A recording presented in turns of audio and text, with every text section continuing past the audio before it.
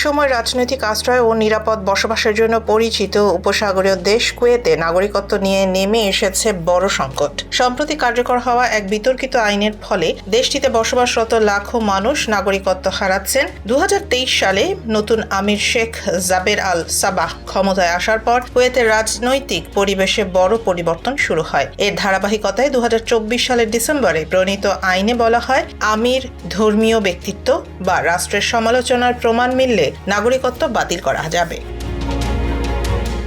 আইনটির সবচেয়ে ভয়াবহ প্রভাব পড়েছে নারীদের ওপর। কুয়েতি নাগরিক পুরুষকে বিয়ে করা বিধবা ও তালাকপ্রাপ্ত নারীদের নাগরিকত্ব কেড়ে নেওয়া হচ্ছে। ফলে তারা শিক্ষা, চাকরি, চিকিৎসা ও সম্পত্তি অধিকার থেকে বঞ্চিত হচ্ছেন। প্রশাসন তাদের নিজ দেশে ফিরে যেতে নির্দেশ দিচ্ছে।